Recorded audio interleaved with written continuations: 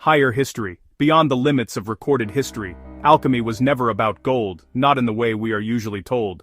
For centuries, alchemists have been portrayed as misguided mystics, locked in dark laboratories, obsessively trying to turn lead into precious metal. This image is convenient, simple, and completely misleading, because alchemy, in its deepest and original form, was never a primitive attempt at chemistry. It was a symbolic science, a spiritual technology, a map of inner transformation disguised as material experiment.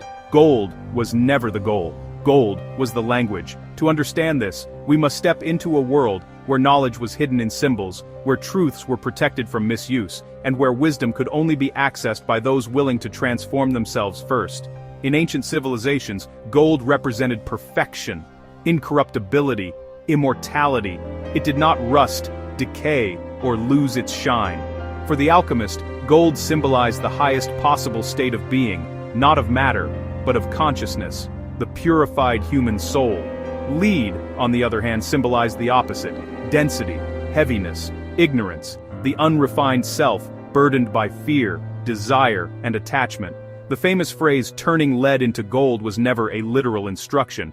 It was an initiation formula, a coded message describing the inner journey from ignorance to awakening. Alchemy was about transmutation, but not of metals. It was about transforming the human being. The alchemical process was described in stages, each represented by colors and symbols. The first stage was nigredo, the blackening, a phase of breakdown, confusion, and inner chaos. This was the death of the false self. Old beliefs collapsed, illusions dissolved. The alchemists confronted their shadow. This stage was not optional, and it was not pleasant. Many who entered it never completed the journey. Then came albedo, the whitening, a phase of purification and clarity. After destruction came cleansing. The mind began to quiet. Truth started to emerge. Dualities softened. The alchemist learned discernment, balance, and inner discipline. Finally came rubedo, the reddening, the awakening, the union of opposites. Matter and spirit, masculine and feminine, conscious and unconscious merged into a single, integrated whole. This was the birth of the inner gold, the philosopher's stone.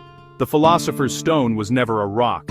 It was a state of being. Ancient texts describe it as something that could heal all disease, grant longevity, and bring enlightenment. These descriptions were symbolic. The healing was the healing of the fragmented self.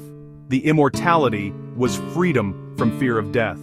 The enlightenment was direct knowledge of reality beyond illusion. Alchemy existed long before medieval Europe. Its roots stretch back to ancient Egypt, where it was known as Chem, the Black Land, the fertile soil of transformation. From there, it traveled through Greece, Persia, the Islamic world, and eventually into Renaissance Europe. Along the way, it absorbed philosophy, astronomy, mathematics, and spirituality.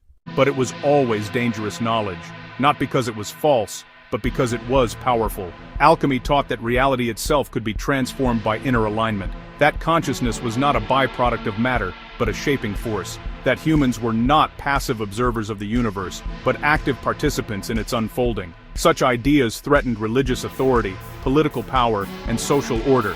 So alchemy was ridiculed, reduced, and misunderstood. The spiritual language was stripped away, leaving behind the shell of chemical experimentation. What remained became modern chemistry, useful, measurable, and incomplete. The inner science was lost, or rather, hidden. Even today, traces of alchemical knowledge remain embedded in psychology, mythology, and spiritual traditions. Carl Jung recognized this when he studied alchemical texts and realized they mirrored the process of individuation, the integration of the psyche into a unified self. Alchemy was psychology before psychology existed. It was neuroscience without machines. It was spiritual awakening encoded in symbols. The true alchemist was not someone who controlled matter, but someone who mastered themselves, someone who could sit in darkness without fleeing, someone who could face inner chaos and emerge integrated, balanced, awake. Gold was simply the metaphor they used, because no other substance better expressed perfection, harmony, and wholeness. And perhaps the greatest misunderstanding of all is this: alchemy never ended. It simply changed its language. Today, the same process unfolds in moments of crisis, personal collapse, ego death, and rebirth.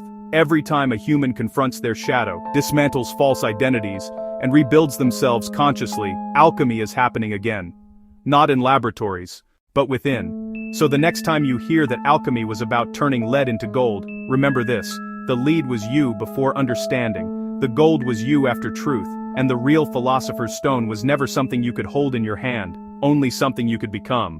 Follow, comment, subscribe for more incredible videos about mysteries and forgotten knowledge from past civilizations, higher history, beyond the limits of recorded history.